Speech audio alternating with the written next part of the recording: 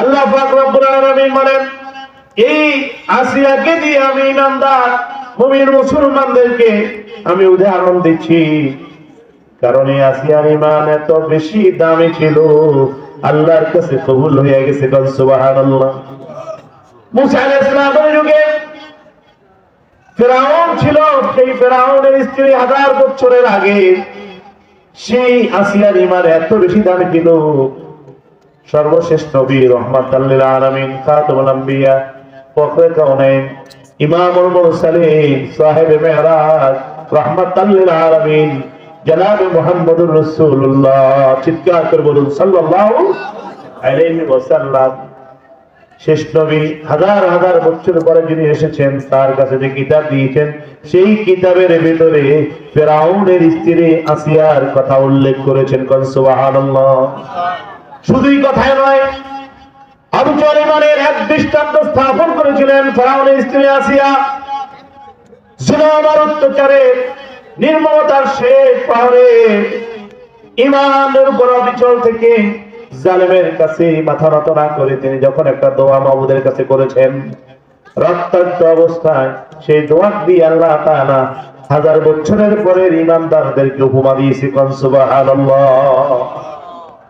হে আমার মহিলা মাদ্রাসার বোনেরা, মহিলা মাদ্রাসার ছাত্রছাত্রীদের মা যারা আছেন, মা জননীরা, দাদিরা, এই আসিয়ার ইতিহাস স্মরণ করুন। আসিয়া দোয়াটা কি করেছেন? আল্লাহ পাক রব্বুল আলামিন আসিয়ার দোয়া কেমন করেছেন কোরআনে মুহাম্মদুর রাসূলুল্লাহ সাল্লাল্লাহু আলাইহি ওয়াসাল্লামের কাছে ওহীর মাধ্যমে সেই দোয়াটা আল্লাহ তাআলা তিনি উল্লেখ করে দিয়েছেন। নিজাও ক্বালাত রাব্বি বিনিলি ইনদাকা বাইতান ফিল জান্নাহ, যখন আসিয়া বলেছিলেন রাব্বি বিনিলি ইনদাকা, আয় আল্লাহ আমার মাবুদ, আমার প্রতিপালক, আমার রব, আমার মাওলা, আমার মুনিব, ও আমার দয়াল আল্লাহ, আপনি জান্নাতের মধ্যে আমার জন্য একটা ঘর নির্মাণ করে দিন। সুবহানাল্লাহ। মালিক, ও মালিক, একটা ঘর জান্নাতে তোমার ভাষা আমার জন্য বানিয়ে দিও। সুবহানাল্লাহ। কবিতার ভাষায় কত সুন্দর ভাবে বলছেন, কোরআনের আয়াতের এই দোয়াটা অনুবাদই করেছেন। রব্বি বিনিলি বাইতান ফিল জান্নাহ, রব্বি বিনিলি ইনদাকা বাইতান ফিল জান্নাহ, ও রব আপনার কাছে আমার জন্য একটা ঘর বানিয়ে রাখেন, প্রাসাদ বানান। ওয়ানাজিনি মিন ফিরআউনা ওয়া আমালিহি, ফিরআউন আর ফিরআউনের কর্মকাণ্ড থেকে আমাকে নিষ্কৃতি দান করুন। ওয়ানাজিনি মিনাল কওমিজ যালিমিন, আর আমাকে জালেম সম্প্রদায়ের থেকে আপনি নিষ্কৃতি আর মুক্তি দান করুন। সুবহানাল্লাহ। এটা হলো এই আয়াতের সরল অনুবাদ, মাত্র আপনাদের শোনাইলাম। ফিরআউনের স্ত্রী হঠাৎ করে এই দোয়াটা পড়ছেন না, অনেক চড়াই উত্তরায়ের পরে দোয়াটা কার কাছে করেছেন? ফিরআউনের স্ত্রী আসিয়া, সে ছিল রাজা, বাদশা। বাদশার স্ত্রী কি হয় কথা বলেন? রানী হয়। হ্যাঁ, সম্রাজ্ঞী হয়, সম্রাটের স্ত্রী। সুখের কোন কমতি ছিল না, আরামায়েশের কমতি ছিল না, প্রাসাদের কমতি ছিল না। প্রাসাদের ভিতরে ছিল, আলিশান বিল্ডিং এর ভিতরে ছিল বাদশার রাজকীয় সমস্ত সুযোগ সুবিধা ভোগ করছিল। কিন্তু ফিরআউন যখন মূসা আলাইহিস সালাতু ওয়াস সালাম তাকে কালেমার দাওয়াত দিয়েছে, হে ফিরআউন তুমি কালেমার ঘোষণা দাও। ফিরআউনকে কেন কালেমার দাওয়াত দিয়েছেন? ফিরআউন মানুষকে একটা দাওয়াত দিয়েছে। ফিরআউন বলল আমি খোদা। নাউযুবিল্লাহি। ফিরআউন ঘোষণা করেছে, হে মিশরবাসী, আমি তোমাদের খোদা, তোমরা আমাকে খোদা মানো। হযরত মূসা আলাইহিস সালাতু ওয়াস সালাম ঘোষণা করলেন, আমাদের খোদা, আমাদের রব একমাত্র কে?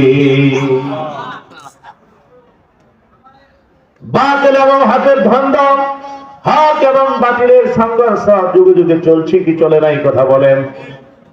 ফিরআউন বলে আমি খোদা। মূসা বলে আমাদের খোদা হলো একমাত্র কে? ইন্নাল্লাযীনা ক্বালু রাব্বুনাল্লাহ সুম্মা ইসতাকামু তাতানাজ্জালু আলাইহিমুল মালায়েকা। ঈমানদারদের ঘোষণা থাকে আমাদের রব একমাত্র কে? আমাদের রব কে? মুহাম্মদ রাসূল আরো জোরে বলেন আমাদের রব কে? আল্লাহ। মুহাম্মদ রাসূল বলেন আমাদের রব কে? আল্লাহ। জিকির করেন তারা বলুন আল্লাহ আল্লাহ আল্লাহ আল্লাহ আল্লাহ আল্লাহ আল্লাহ রব্বি আল্লাহ রব্বুল আল্লাহ। আমার রব আপনার রব কি? হযরতে মূসা আলাইহিস সালাম বলেন ফেরাউন তুমি একজন মানুষ, আল্লাহর সৃষ্ট মখলুক, তুমি খালেক হতে পারো না। তুমি তোমার ঘোষণা থেকে ফিরে আসো। তুমি কাফের, তুমি জালেম, তুমি বেঈমান। তোমার এই ঘোষণা আমরা মানতে পারি না, প্রত্যাখ্যান করলাম। তুমি নিজেও কালেমা পড়ো লা ইলাহা ইল্লাল্লাহু মুসা কালিমুল্লাহ। এখন জালেম ফিরআউন আর নবী মূসা আলাইহিস সালাতু সালাম আল্লাহর সবচেয়ে বড় পয়গম্বরের একজন বড় পয়গম্বর, তার সাথে তার সংঘর্ষ। কারণ মূসা আলাইহিস সালামকে ধাওয়া করলো বনি ইসরাইল। মূসা ইসলামের সম্প্রদায়ের নাম কি? বনি, কথা বলেন, কোরআনে বনি ইসরাইলের কথা আছে কিনা নাই? যে ইসরাইল আজকে ফিলিস্তিনে মুসলমানদের উপর নির্মমতা চালাচ্ছে। ফিরআউন ঘোষণা দিল বনি ইসরাইলের কোন মানুষকে বাঁচতে দেওয়া হবে না। এদিকে স্বপ্নে দেখলো আর তার একজন গণক এসে বলল হযরতে মূসা আলাইহিস সালামের ভবিষ্যৎ বিষয় সম্পর্কে ফেরাউনকে জানালো তোমার রাজত্ব, ফেরাউন তোমার রাজত্ব খতম হওয়ার কারণ জন্য একটা শিশু সন্তানই যথেষ্ট হবে। যে শিশু সন্তান জন্মেবে কিছুদিনের মধ্যে সে ব্যক্তি তোমার রাজত্ব কেড়ে নেবে। ফেরাউন 500 বছর তার জ্বর সর্দি কাশি কিছু হয় নাই। কি বলেন? যদি কারো সর্দি কাশি না হয়, শরীর সবল ভালো থাকে, তাহলেই সে একেবারে বুজুর্গ, সবচেয়ে বড় বেশি ভালো মানুষ। এটা কি প্রমাণ করা যাবে? কারণ ফেরাউন তো কোনো জ্বর সর্দি কাশি হয় নাই। কত বছর পর্যন্ত কাশি জ্বর সর্দি দেয় নাই কে? আল্লাহ তাআলা দেয় নাই। তার ভিতরে অহংকার চেপে বসছে। কিন্তু আল্লাহ ছাড় দেন না, ছেড়ে দেন, ছাড় দেন ছেড়ে দেন না, কথা ঠিক কিনা? আল্লাহ তাআলা একটু তাকে ধীর দিয়েছেন। এখন সে 500 বছর হায়াত পেয়ে জ্বর সর্দি কাশি না হয়ে এখন সর্বশেষ খোদাই দাবি করে বলছে। রাজত্ব চলছে, হঠাৎ করে একজন কাহের এক গণক এসে বলল হে ফেরাউন, এই তোমার ভূখণ্ডের রাজত্বের ভিতরে, তোমার এই রাজত্বের এরিয়ার ভিতরে একটা শিশু জন্মেবে কিছুদিনের ভিতরে। যে শিশুটা তোমার রাজত্ব খতম হওয়ার কারণ হয়ে দাঁড়াবে। ফেরাউন বলে কি বলো? হ্যাঁ, তাহলে কি করতে হবে? বলে তাহলে তুমি এখন থেকে কোন নারী কোন পুরুষের সাথে যেন একসাথে মেলামেশা না করতে পারে, কোন সন্তান যেন না হয়। আর ওই সন্তানটা হবে বনি ইসরাইলের। এই জন্য বনি ইসরাইলকে বিশেষ করে তুমি এখন নারী এবং পুরুষকে আলাদা করে ভিন্ন করে ফেলো, যাতে করে তোমার এই রাজত্ব খতম হওয়ার কারণ ওই শিশু নাম পড়ে। আর শিশু যেন দুনিয়াতে না আসে।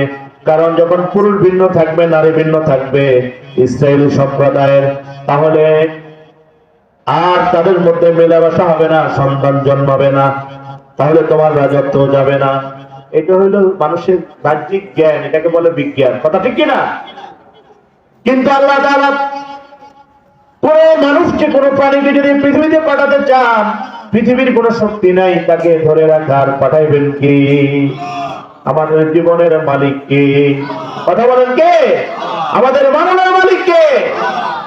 এজন্য যতই জন্ম নিয়ন্ত্রণ গ্রহণ করো না কেন, যদি আল্লাহ তাআলা পাঠানোর হয় না কেন, তাহলে আল্লাহ পাঠিয়ে দিবেন। মিশকাত শরীফের হাদিসের মধ্যে আছে মা মিন নাসামাতিন কায়মাতিন ইল্লা ফাহুয়া ইয়াকুন, যে কোনো আত্মা দুনিয়াতে আল্লাহ জন্মাবার, তিনি জন্মাবেন, পৃথিবীর কেউ বাধা দিয়ে রাখতে পারবে না। কারণ সন্তান দান করেন কে? মেয়ে সন্তান দান করেন কে?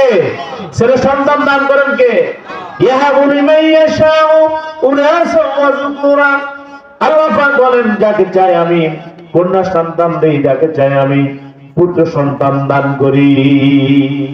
কাজে কন্যা হলেও নারাজ হওয়া যাবে না, পুত্র সন্তান হলেও নারাজ হওয়া যাবে না।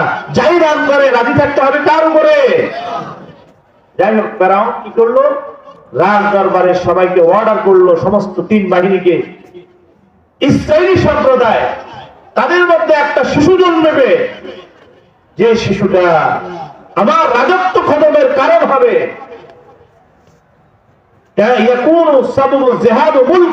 যে আমার রাজত্ব, আমার রাষ্ট্র ক্ষমতা বিধ্বংসের কারণ হবে।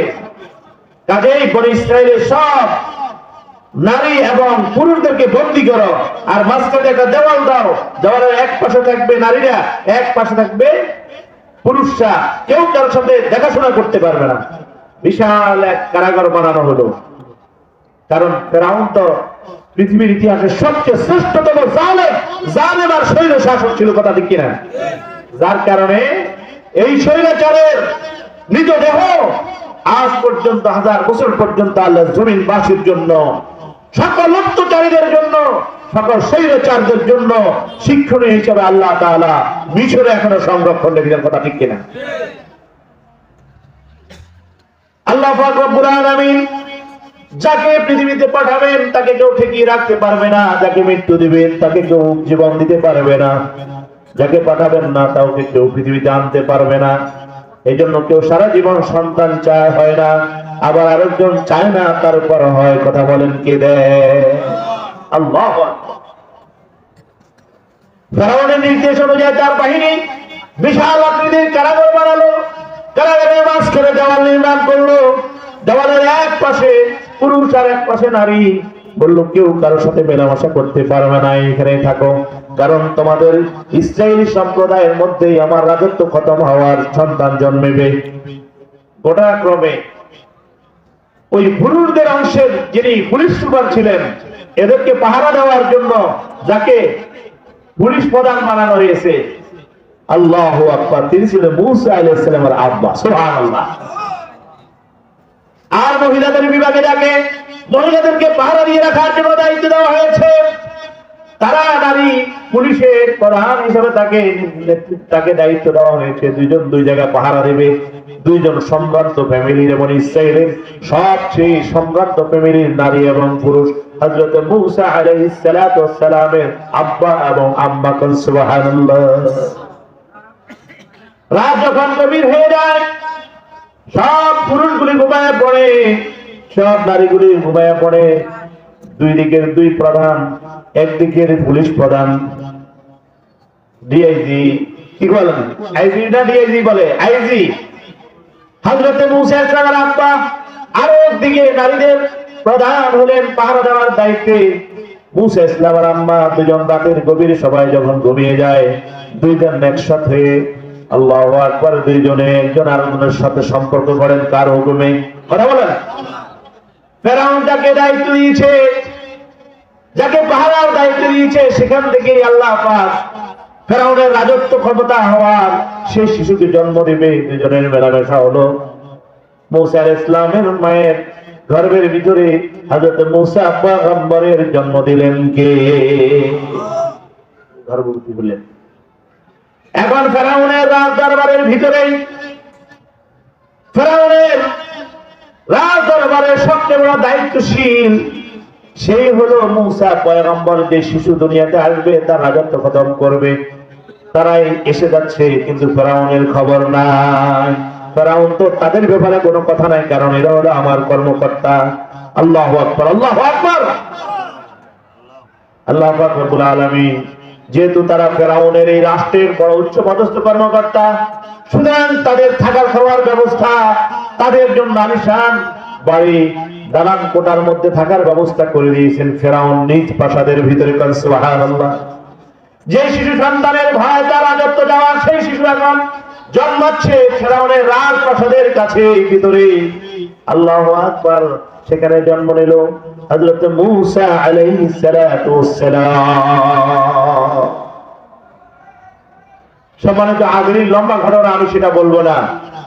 আর সেই মূসা আলাইহিস সালাম লালিত পালিত হলো ফেরাউনের স্ত্রী আসিয়ার হাতে। কান্না, সুবহানাল্লাহ সুবহানাল্লাহ।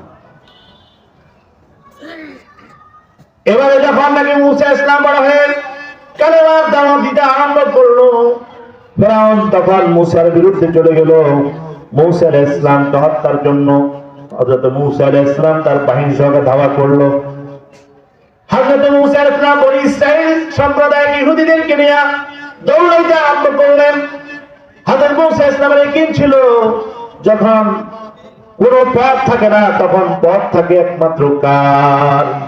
মুক্তির জন্য কোনো ব্যবস্থা থাকে না, তখন মুক্তির ব্যবস্থা করেন কে? ইউসুফ আলাইহিস সালামকে যখন জুলাইখা ঘরের দরওয়াজাগুলি বন্ধ করে, সবগুলিতে তালা বন্ধ করে, নিজের দেহকে উলঙ্গ করে, জুলাইখা যখন বলছিল, হে ইউসুফ তুমি আমার দিকে একটু তাকাও, হযরত ইউসুফ আলাইহিস সালাম নিচের দিকে চক্ষু দিয়া তার দিকে না তাকিয়ে বলেন, কি বলো? বলে আমার দিকে তাকাও না, আমার চক্ষুগুলোর দিকে একটু তাকাও। সাজুগুজু করে বলে আমার চোখগুলি হরিণের মতো চোখ। বলে কি লাভ হবে তোমার এই হরিণের চোখগুলি? কবরের মধ্যে একদিন বিগলিত হয়ে পচে গলে মাটি হয়ে যাবে। বলে ইউসুফ আমার চুলের উপরের দিকে দেখো, কত লম্বা চুল। নারীরা চুল নিয়ে বেশি গর্ব করে থাকে, কথা ঠিক কিনা? চোখ নিয়ে গর্ব করে, চেহারার রূপ নিয়ে গর্ব করে, নারীরা চুল নিয়ে গর্ব করে। জুলাইখা বলে আমার চুল দিকে একটু তাকাও না, তোমাকে কত কষ্ট করে আজকে এখানে একা পেয়েছি।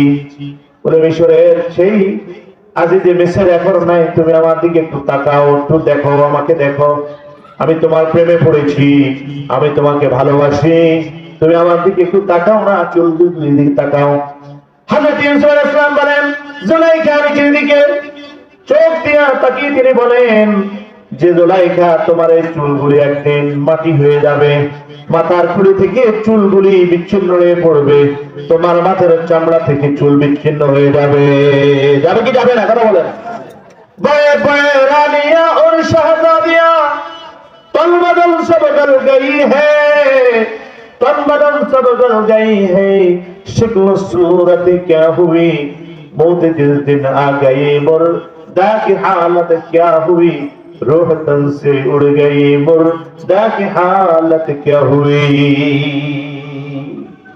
যতই বড় হোক না কেন, যত কোটিপতি, যত সুন্দরী রূপসী, যখন আপনার এই দেহ থেকে দামি জিনিস উড়ে যাবে, সব ছেলে মেয়েরা মরবে। রাত্রে অন্ধকারে ইমাম সাহেবকে ডেকে বলে, পাড়া প্রতিবেশীকে ডাকি বলে, ভয় পাই, তাহলে রাস্তা বিল্ডিং এর উপর থেকে নিচে নামাও, বলে গ্যারেজের মধ্যে রেখে আসো, কারণ আমাদের ভয় হয়। কথা বলেন ঠিক কিনা?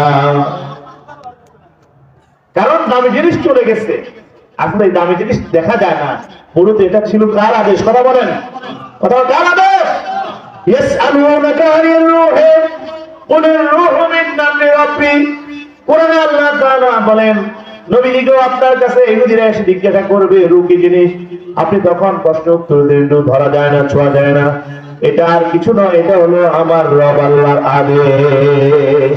এই জন্য যারা আল্লাহর আদেশ মানে জিকির করে তাদের রূহটা জিন্দা হয়, যারা আল্লাহর আদেশ মানে না, যারা কুফরি করে, এটা হায়াত থাকলেও তারা যেন মুর্দা। কথা ঠিক কিনা? মাসালুল লাযী ইয়াযকুরু রাব্বাহু ওয়াল লাযী লা ইয়াযকুরু রাব্বাহু মাসালুল হাইয়্যি ওয়াল মাইয়্যিত। আল্লাহু আকবার। আল্লাহ পাক রব্বুল আলামিন ফেরাউন যে ভয় করছিল, যেখানে বাঘের ভয় সেখানে রাত পোহায়।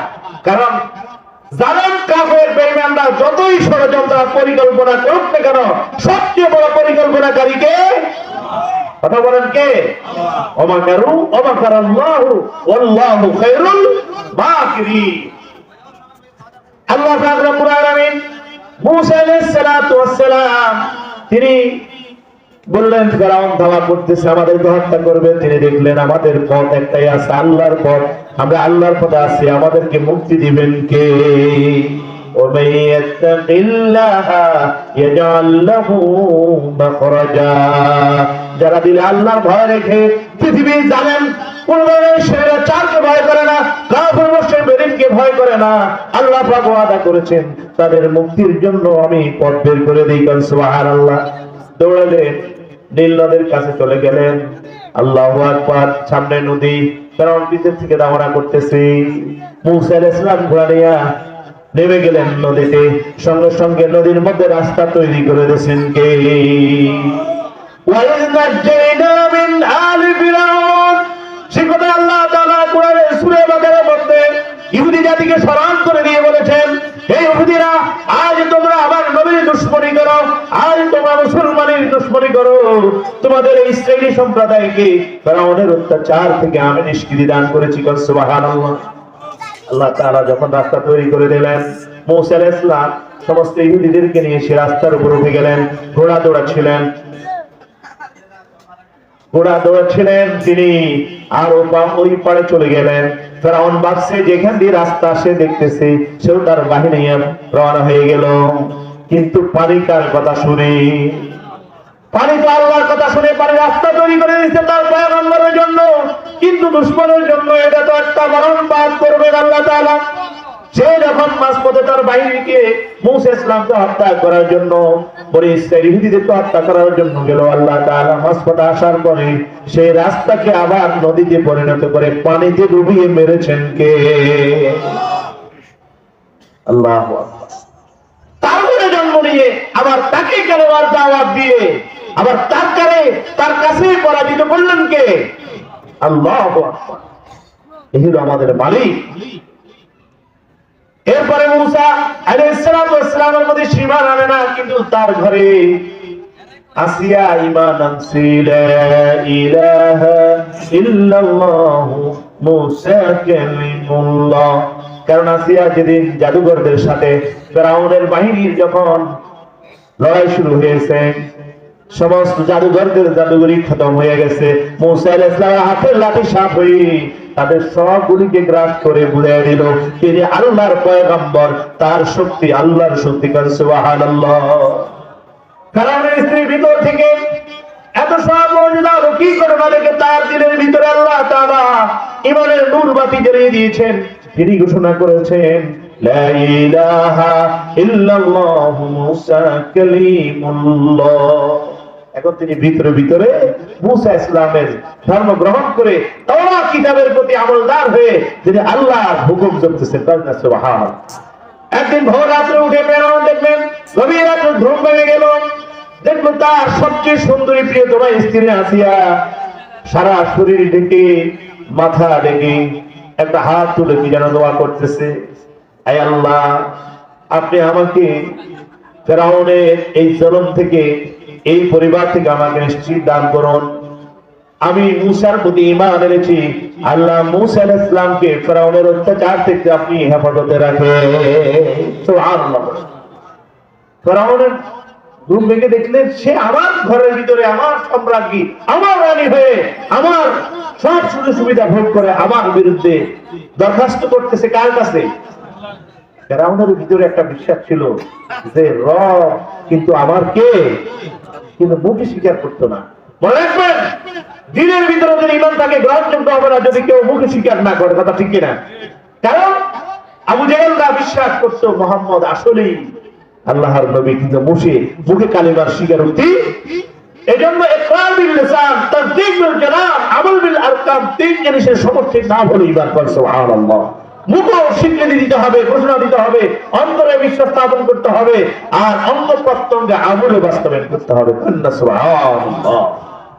কিন্তু আহলে সুন্নাত ওয়াল জামাআত ইমাম আযম আবু হানিফা রাহমাতুল্লাহ আলাইহি আকীদার মাসলাক আমাদের হলো মুখে যদি কেউ ঘোষণা দেয় তাকে মুমিন হিসেবেই ধরতে হবে, আমলে কমতি থাকলো। কথা ঠিক কিনা? আল্লাহু আকবার। কেউ তো মুতাওয়ারা তো তাকে ইমানদারে মানে না যদি আমল না থাকে। কেউ চুরি করছে সে কাফের হয়ে যাবে, কেউ ডাকাতি করছে কাফের, কেউ মিথ্যা বলছে যে কাফের, কেউ জেনা করছে কাফের হয়ে যাবে। এটা আমাদের আকীদা, এটা মুতাওয়ারাদের আকীদা, তাকফিরি সংগঠনের আকীদা। যাই হোক, তো এখন ফেরাউনের স্ত্রী ইমানদার, এটা কি তার সহ্য হয়?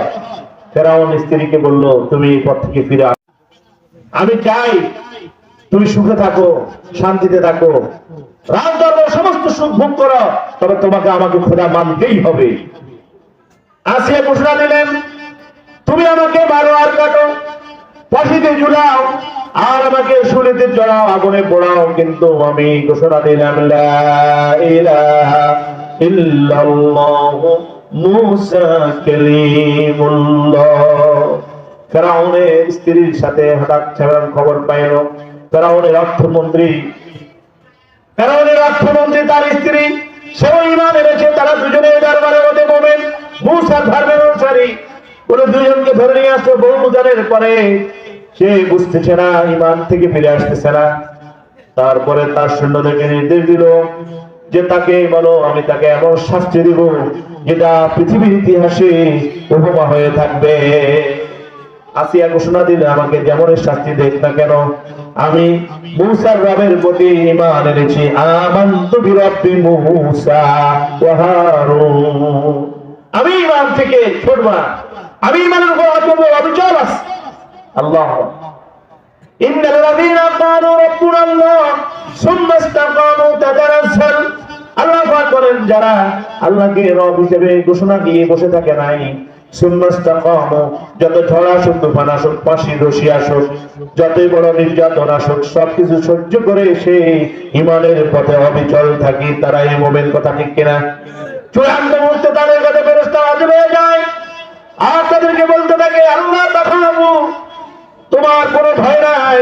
জান্নাতের নেয়ামতগুলি তাকে দেখাতে থাকে। জান্নাতের যেই সমস্ত তারা আসন আছে, সে আসনগুলি যখন তাকে দেখাতে থাকে, তখন দুনিয়ার তার কাছে তুচ্ছ মনে হয়, জীবনটা দিয়ে দেওয়া তার জন্য সহজ হয়ে যায়। সুবহানাল্লাহ। হযরত ওমর ইবনে ফারুক রাহমাতুল্লাহ আলাইহি ওলি ছিলেন। তিনি মৃত্যু শয্যায় যখন শাহীদ হয়ে গেছেন, তখন তার রূহ কবজ করার জন্য আজরাইল আসছে। তার আল্লাহ বললেন, আমার বন্ধু আব্দুল কাদের জিলানীর বন্ধু ছিলেন উনি, বলে আমার বন্ধুর জীবনটা নেওয়ার সময়, কবজ করার সময় জান্নাতের ছবিটা, সিনারিটা দেখাইয়া, ভিডিওটা দেখাইয়া যান কবজ করিও, তাহলে আসান হবে। কথা ঠিক কিনা? তিনি আসছেন, আজরাইল জান্নাতের ছবি দেখাইলেন, ভিডিও দেখাইলেন। উনি চেহারা ফিরে ফেলছেন, আবার এদিকে দিচ্ছেন, চেহারা ফিরে ফেলছেন, আবার সামনে আনছেন।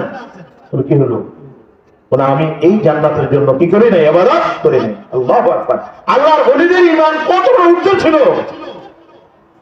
তারপর আল্লাহ পাকের কাছে ফেরেশতারা বলতেছে, আল্লাহ তোমার এই বান্দাকে সে তো জান্নাতের প্রতি কোনো ভ্রুক্ষেপ করতেছে না। সে বলতেছে, কারা মানজিলাতি বিল হুব্বি ইনদাকুমি ওয়াকাদ রাআইতু ফাকাদ যায়াতু আইয়ামি। যদি আমার সারা জীবনের ইবাদতের পুরস্কার যদি জান্নাত হয়, বিনিময় হয়, তাহলে তো আমার মনে হয় জীবনটা নষ্ট হয়ে গেছে। আমি তো জান্নাত চাই না, আমি চাই কাকে? আল্লাহু আকবার। জান্নাতের মালিককে চায়। আল্লাহ কয়, যাও তাকে আমার নূরের তাজাল্লি দাও, আমাকে দেখতে দেখতে আমার নূর দেখতে তার মউত হইবে। আল্লাহু আকবার বলেন।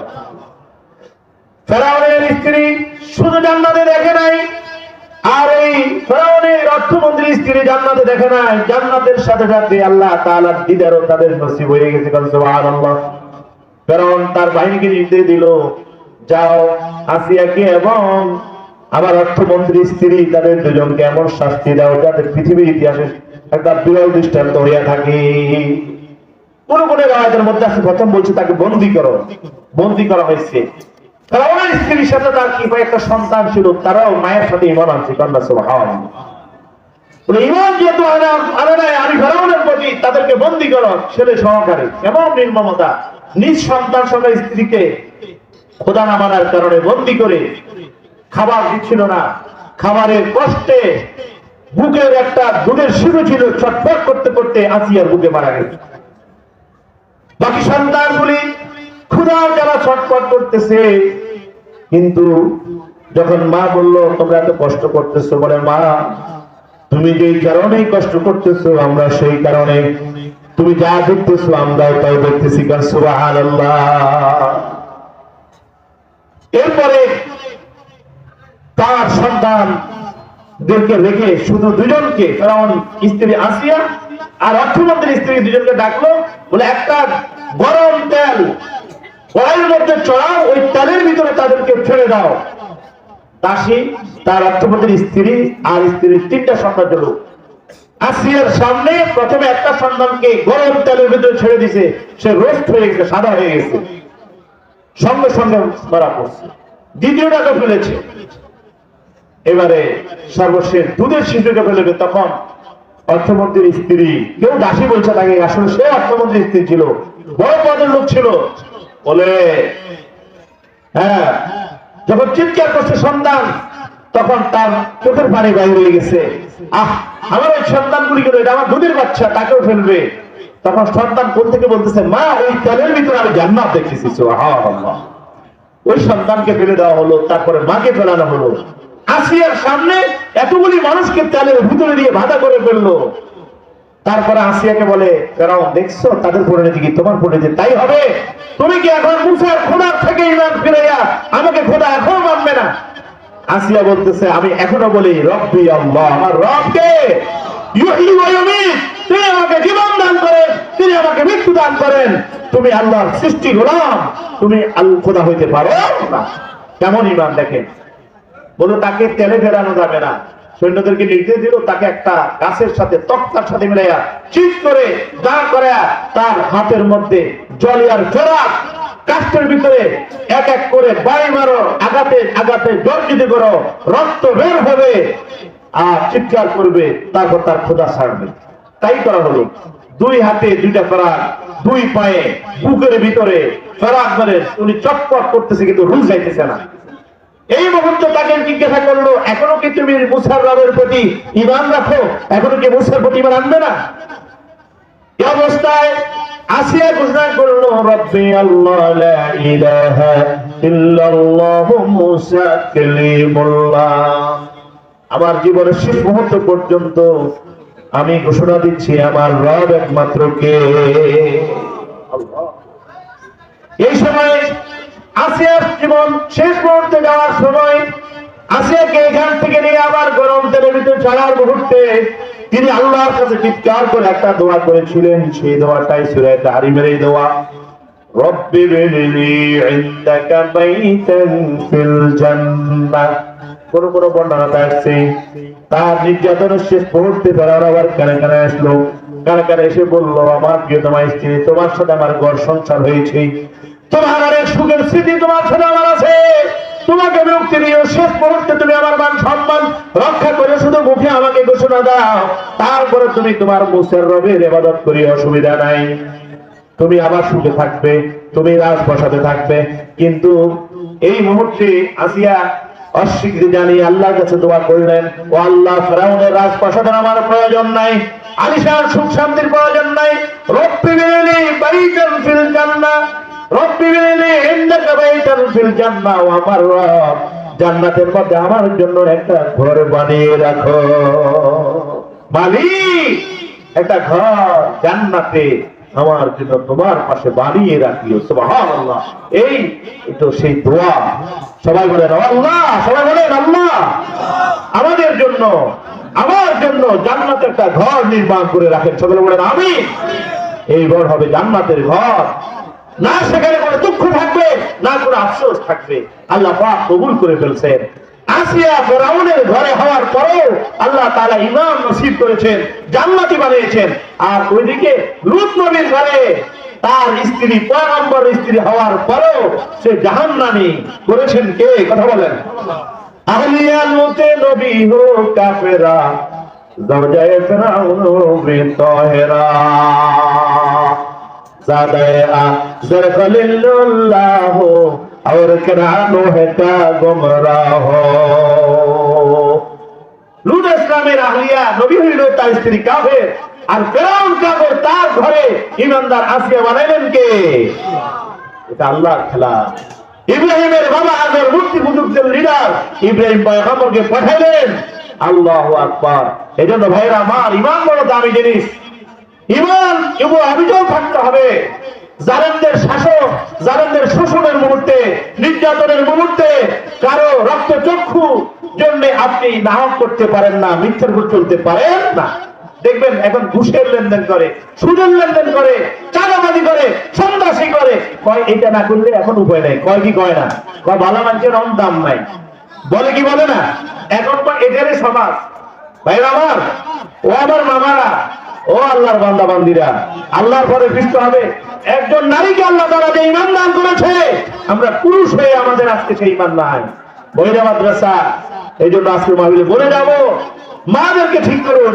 এই মহিলা মাদ্রাসা সঠিক সিদ্ধান্ত। মা যদি দিন যায় ইমানদার আল্লাহওয়ালা হয়, জাতি আল্লাহওয়ালা হবে, জাতি সৎ হবে। আল্লাহ রাসূল বলেছেন দুনিয়া পুরোটাই সম্পদ, এই পৃথিবীর শ্রেষ্ঠ সম্পদ হলো একজন সতীসাধী আল্লাহওয়ালা নারী। সুবহানাল্লাহ।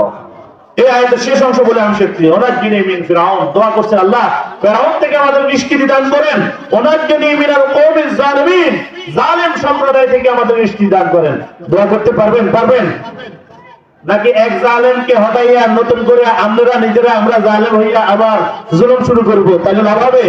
কথা বলে লাভ হবে? রব্বানা লা তাহমিল আলাইনা ইসরান কামা হামালতাহু আলাল লাযিনা মিন ক্বাবলিনা রব্বানা ওয়া লা তুহাম্মিলনা মা লা তাকাতা লানা বিহি ওয়া'ফু আন্না ওয়াগফির লানা ওয়ারহামনা আনতা মাওলানা ফানসুরনা আলাল কওমিল কাফিরিন ফানসুরনা আলাল কওমিজ জালিমিন। দোয়া করতে পারবেন তো ইনশাআল্লাহ?